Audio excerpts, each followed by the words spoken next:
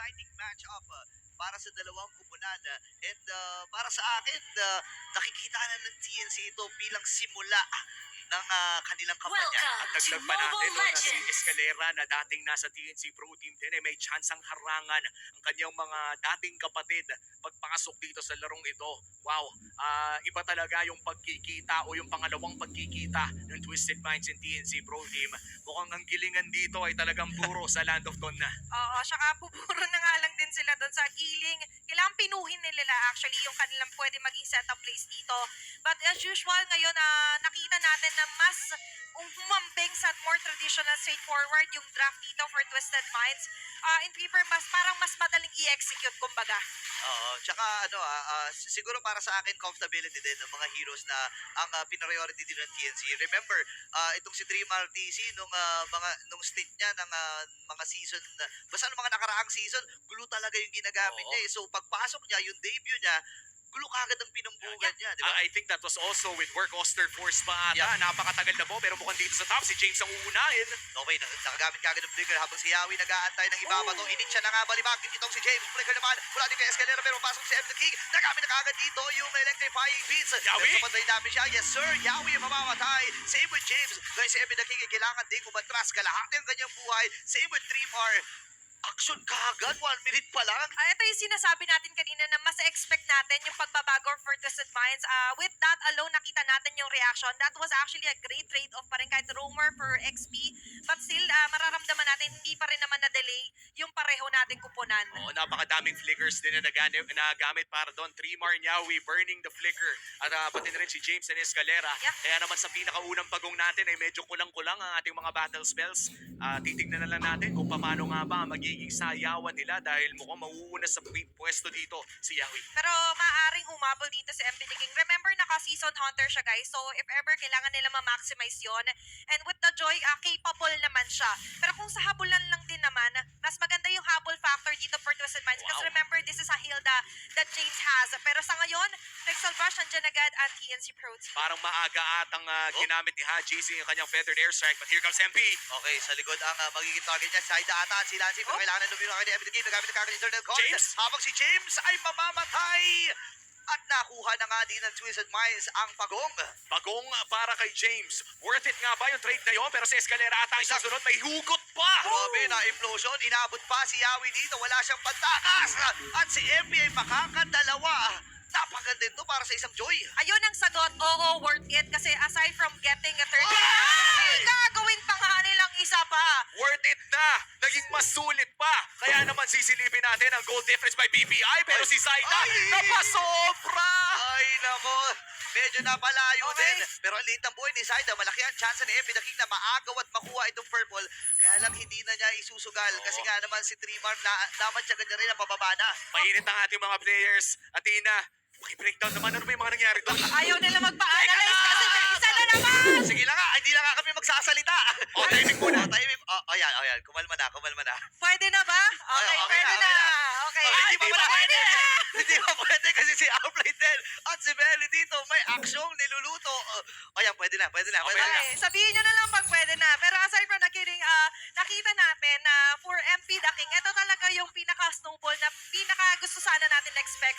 Especially that they have this Hilda na so long as masakripisyo siya, as long as meron sila makuha na trade-off or kill. But aside from that, ito yung sinabi nga natin na more straightforward na approach. Hindi natin nakita yung mga unorthodox picks muna kasi for Twisted Minds, kailangan muna nila mag-stick sa story, Oo. mag-stick dun sa pinaka-sinasabi natin mas executable na mga lineups at magana yon. So they have to be very consistent and looking at their in-game equipment as well. Nasa chop suey build pa lang muna tayo. Oo, at sakto, no? At nakikita na nga natin na yung chop suey sa XP lane ay dyan na nga Uso talaga eh. yan. Usong-uso na. At dahil dyan, mas mabilis ang kanilang power spike pagpasok dito sa ating second turtle of the game. Si Yawi Oh. makakasilip ng isa pero mukhang si Escalera ay kanyang makikita lamang.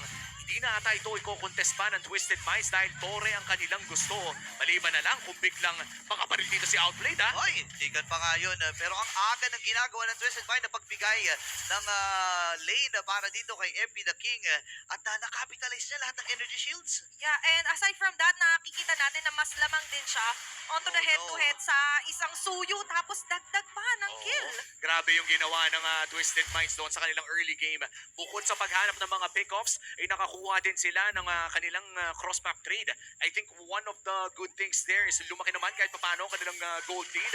At mukhang yung gold lane pa ang kanilang punteriya dito. Oo nga, uunahin na nila kagad na kunin itong Torre na ito. Hindi ata mabibigyan ni Benny. Feather Dressing nagamit din kalahati kagad yung buhay dito ng Bagyo. And si Dream RTZ ay nakaantabay din. Sama-sama na kagad ng TNC dito as well as the Twisted Minds. Pero papasok na si Dream RTZ. Ngayon, ibabato nga ba? Ito dito ni Yawi pero nakatakas din si Escalera sa kamay ng TNC. That was a very great na sabihin natin pang buy time dito na Escalera knowing na marami-raming resources ang ina-accommodate din ng TNC just to get him alone. 1v1 1v1 dito. Retribution ay nakuha ni MP the King yung crab na iyon. Grabe yung action ng dalawang teams na to At hindi nga nagkakalayo ang ating gold lead, Burrito at Tina, na nasa 800 pa rin. I think the largest gold lead so far is 1,000 Yeah. na mga 1.5 gano'n para sa Twisted Minds. Pero agad din itong nababawi ng TNC Pro Team. 6 minutes in, 6 na kills, parang kada minuto may bumabagsak na hero dito sa Land of Dawn. At kada minuto ngayon na now na naka-build up na rin na Sky Piercer si Outplayed ay mas expect natin yung pagsama niya. Looking at this one, nakikita rin naman natin for Twisted Minds na mas nako-control nila yung gusto nilang mga fights. They're choosing their fights wisely and of course yung fight na mas lalamang sila, doon talaga sila nag-all in. Okay, nagamit na kagad din yung implosion. 3-man, split. Nakaligtas. Flicker yung nagamit din. Kasama yung mga glulets. Dahil matuloy si James. Ngayon sapat ba yung damage nila? Haji, hindi lumayo pero si James ay nakakuha na ng kill. Napag yung Zaman Force. Si James ngayon na mag-ibig. Bakit di na maapat na kantukan? At si Slancy ang makakakuha nung kill na yon. Naging 1-for-1 trade pa. Yawi para kay James. Kaya naman sisimulan ni Zaida ang panghuling bagong ng larong ito. Outplayed. Wala. Shooting down the Suyu. Pero mukhang makakalayo naman si MP the King. Sasayawin pa ata ang panghuling bagong na ito. Pero muli na namang hahawakin. Muli na namang kakalapitin ni Zaida. Okay, si MP the King ay tumating na rin. Pero si Zaida na ang magwawagi doon. Kailangan na maglayuan ng Twisted Minds at napakaganda ng simula na magkabilang kupunan na to Yeah, and maganda yung ginawa ng TNC ka dahil nga sinabi natin that Twisted is choosing their fights wisely. So, tinatanggalan nila ng option. So, ngayon, doon sa nangyaring turtle fight, wala silang option kundi pumalag kasi nga nakapuro doon yung ibang mga miyembro ng pro team.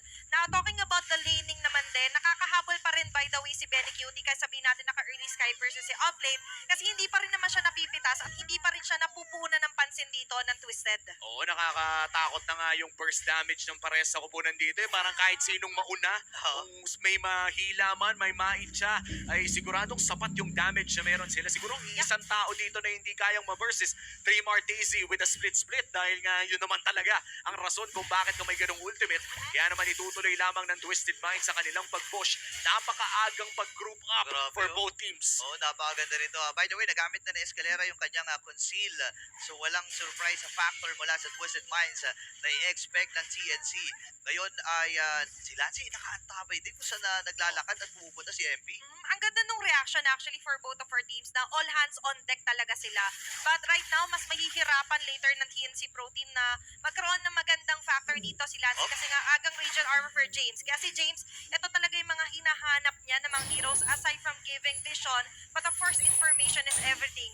That's going to be a turret here for Benny Cutie sa may badang bot. Trade naman para sa Twisted. Oo, ganda ng palitan ng dalawang teams na to. Mukhang si Yawi ay naghahanap ng pwedeng mait siya. Medyo makunat lamang pero wala siyang pake. Ang tanong, kaya ba nila i-verse ito? Pupunta lang sa damuhan. Yawi dito, kalahati ng agad po. Nagamit pa lang ni High GC. Pero nilipad ng Bagyo yung Zaman Force. Chrono Dashes and Synchro Vision. Pero hindi pa ganun kasapat yung kanyang damage dito na maibigay dito sa Twisted Minds. Ngayon, 5 segundo para doon sa unang lord ng laban. At sama-sama pa rin ang Twisted. Oo, at mauuna ata sa pwesto ang TNC Pro Team. Actually, this is anybody's ball game right now. 200 lamang ang lamang ng Twisted Minds. Si James papasok dito kay 3 Martisi. Pero agaran ding maaagaw ng Twisted Minds ang Lord Control.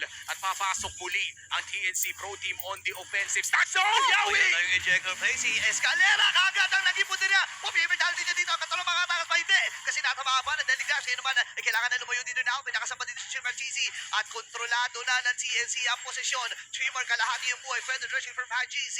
Ngayon si James na lang ang nagsisilbing CCTV pero kailangan na niya lumayo doon at ibibigay na ng Twisted Minds ang Lord na ito para sa TNC. What a play coming in from Yawi. Naitsa with that flicker at mukhang may agarang transition pa dito sa mid lane kung saan ipupush at makukuha ng TNC Pro Team ang Toring yun. And without Escalera, everything falls apart kasi doon talaga pinaka nakaasa, yung pinaka instant combo here for Twisted Mind. Looking at the damage there, kasi kapag ka may isang nahuli or dalawang mahuli lang sa Escalera, yun yung condition para kay Haji Z to pop those feathered airstrike and eventually force them down. Kaso nga lang, without the crowd control, alam ng TNC Pro Team na hindi agad-agad magpapareveal yung mga members dito sa kanilang pwesto pagdating doon sa Lord Dance. At scary talaga kapag bigla ka na lang initsa habang sumasayaw pa. Alam nila na may tao doon sa loob ng Pixel Bush. Alam nila na pwede nilang i-burst kahit sino yung makuha. Kaya naman para sa Twisted Minds ay dedepensa muna sila. Sa may bandang ibaba nandyan ang Lord at may malaki pang wave na niluluto sa mid at top ang kupunan ng TNC. Alam mo, medyo surprising ito para kay Escalera. Isipin mo, first item, immortality para sa isang Tigris. So, ang goal niya talaga dito ay hindi lang basta-basta ma-disrupt. Pero dinala si Yawi doon sa may patalikod! Sa may gamit ng implosion, si Yawi ngayon na kailangan tumakbo. Ng power of violence mula dito kay James. Ngayon naman si Trimar ay napasplit-split na rin. Hindi makakapit na rin dito Benny yung kanyang Jammer Force. Pasok si Evan King. Inaantay niya kung kailan niya mapibitawan pa yung ultimate na ikasa na nga rin lang. Trimar ay dadamba. Tuloy-tuloy pa rin ang pag-abate dito ng TNC Pro Team. Nabitawan na lahat ng mga ultis, even the Eternal Guard. Mula dito kay Lancy pero hindi magkakamatayan. Si Yawi lang ang nabigyan. Spectacular defense na nagmumula dito sa Twisted Minds. Nag-flicker palayo para ma-implosion si Yawi. Dahil dyan, walang na-secure na inhibitor turret pero may kill na Ben Cutie goes down. Ako yung main damage dealer pa Abot nila pa. ang nawala si Trimar ngayon ay kailangan na Inabutan! naman si Saita ay naabutan din ni MP the King at si Alfred ay nakabawi din. Baka nalilimutan nyo na ngayon si Outplay na nakikita natin na na-activate na. Especially ito, this 402 KDA, you could only imagine na ayan nga, naka-si Halberd na rin siya. So kahit na si Benny or si Trimar TZ rather humarap, Yes, may ka! passionate na yung Twisted. Grabe yung implosion, hindi na nakagalaw. Itong si Lancy at dire-diretso lang ang Mines. Ngayon, 1 second para mabuhay itong si Benny Kitty. Si Yawi lang ang talaga para dumipensa pero hindi nila mapipigilan ng pagbasag ng Twisted Minds. And that's one inhibitor turret down para sa TNC Pro Team. Biruin mo, sila na nga ang nakakuha ng Lord. Pero Twisted Minds pa rin ang nakalamang sa trade.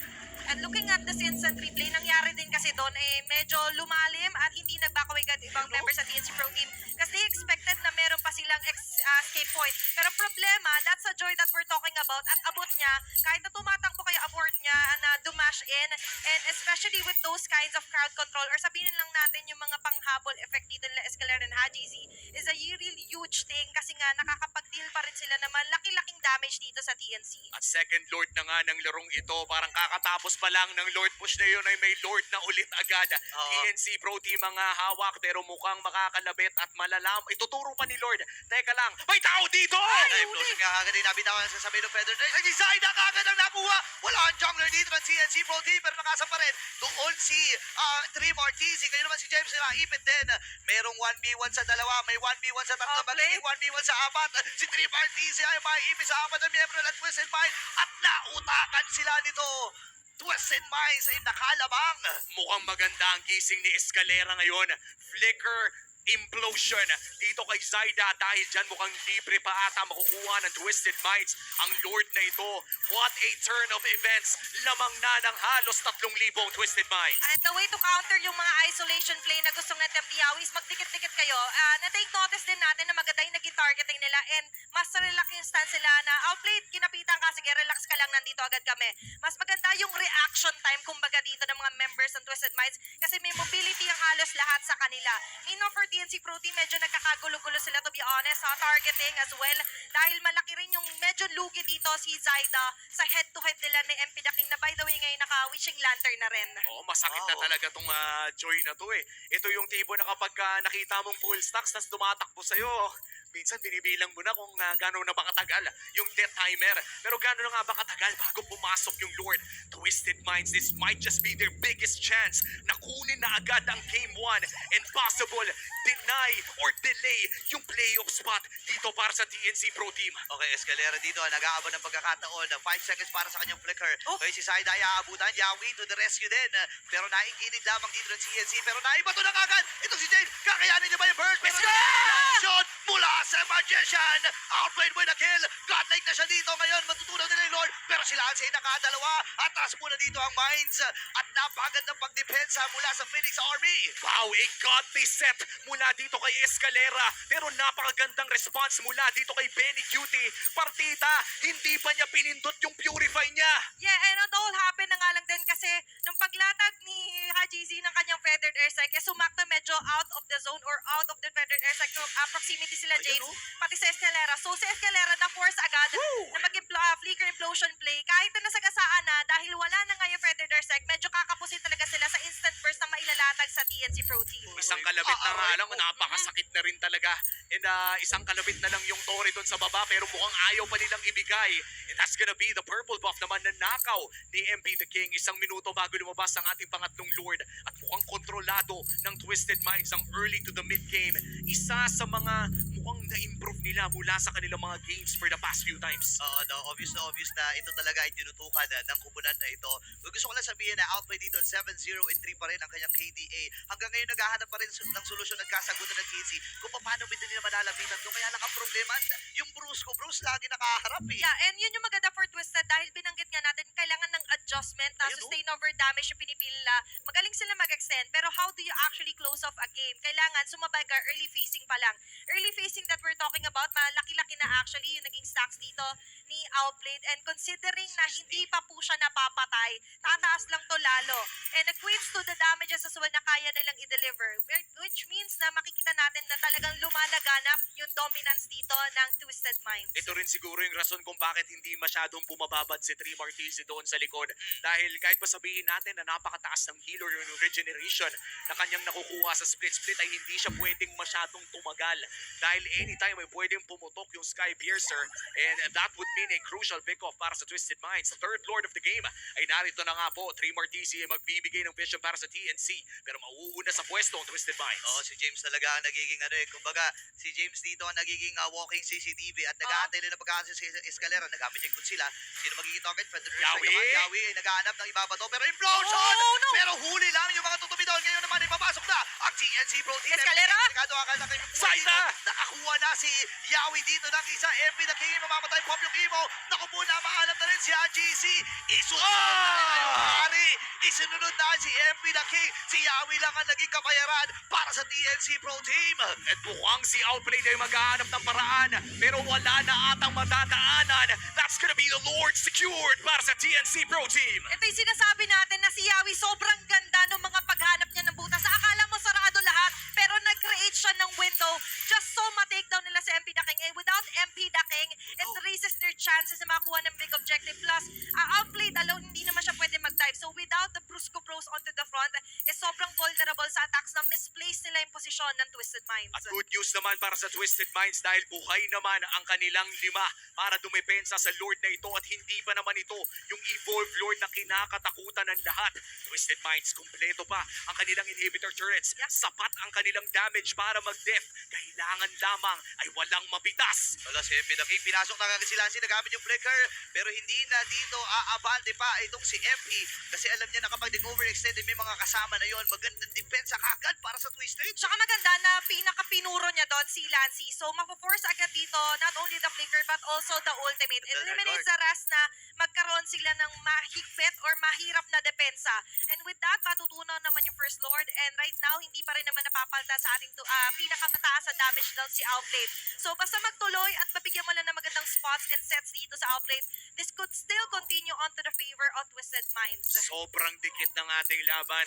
Dina Burrito, 19 minutes na tayo pero kanina pa Grabe. tumatalo na ang gold lead between these two teams. Kung sino mang mauna, kung sino man ang may nahahanap, hindi labang sa kanila napupunta ang mga malalaking objectives. At sa pagsilip natin sa gold leaders hatid ng BBI, ay makikita natin na ang ating dalawang junglers ay talagang nakakalabang in terms of gold. Okay, dumating dumating na tayo kasi sa point na kanina nagmamatter ng sobra nga yung pinaka-early forming mo. Pero pag ganito na magta 20 minutes into the game, dyan napapasok naman yung calculation when it comes to the mechanical skills. Nagkaroon tayo ng mga item swap later on.